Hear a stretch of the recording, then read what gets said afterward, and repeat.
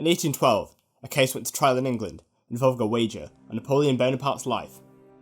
10 years earlier, Mark Maston Sykes had rashly committed to pay Reverend Robert Gilland 1 guinea per day as long as Napoleon lived. Famous at the time, the case raised the question, is it legal to bet on an assassination? It starts on Saturday, May 29th, 1802. Sykes and his wife hosted a dinner party, and after eating and some wine, conversation turned to European politics, and inevitably to Napoleon Bonaparte. Barely 2 weeks earlier, a bill had been passed in the French Senate proclaiming Napoleon consul for life. The British and everyone outside of France, probably with a copy of Julius Caesar's biography in hand, thought it wouldn't last long. Some people at the party said somebody's going to probably assassinate him. Sykes said he considered Napoleon's life to be in such great danger, if anyone would give him 100 guineas, he would pay 1 guinea per day for the rest of Napoleon's life. A guy at the dinner table, a reverend called Robert Gilbert, said sure, I'll take up on that.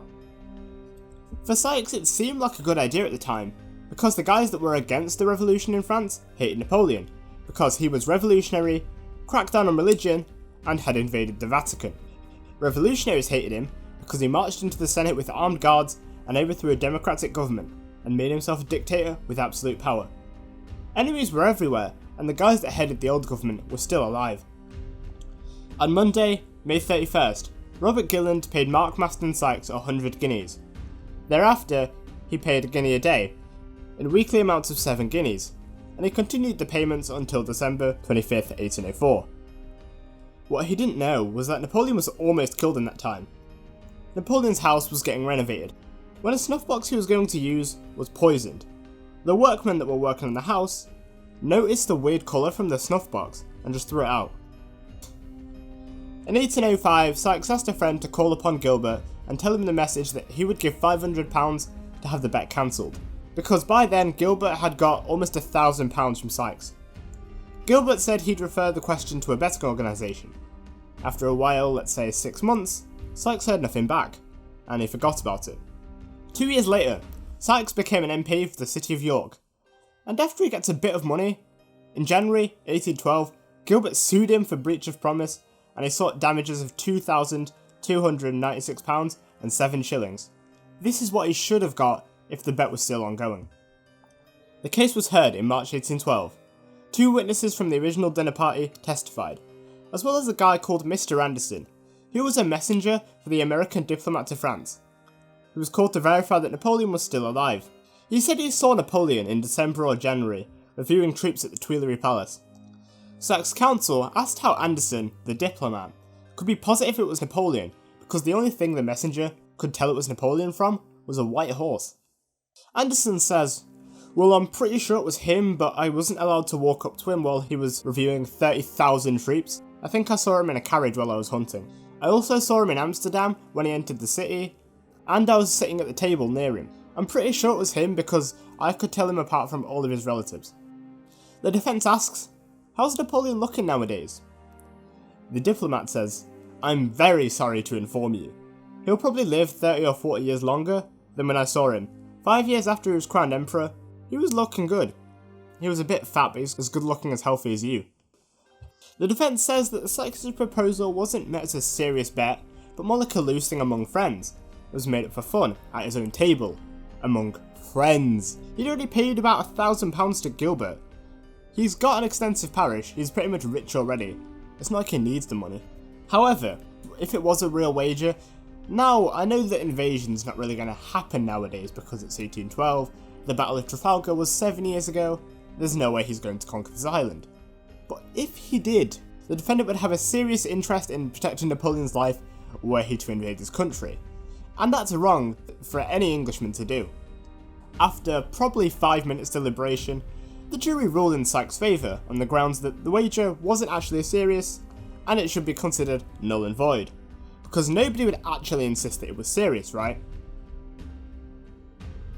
Gilbert appealed to the Court of the King's Bench in London for a new trial to be granted.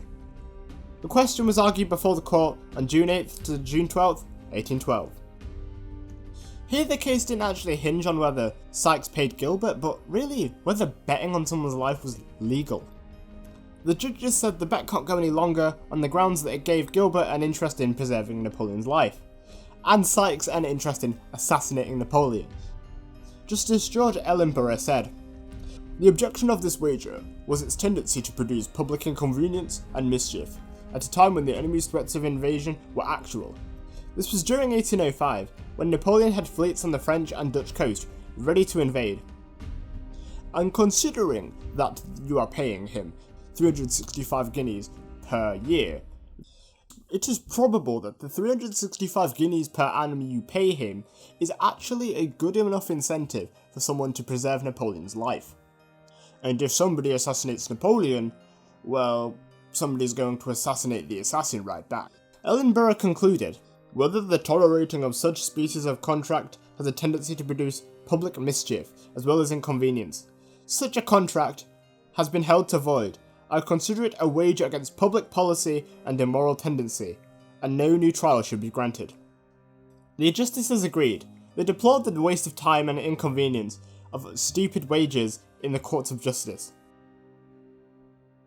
If the wager was still going on, Robert Gilbert died on December 30th, 1812, at the age of 69. Mark Maston Sykes died in 1820, and Napoleon on May 5th, 1821, at the age of 51.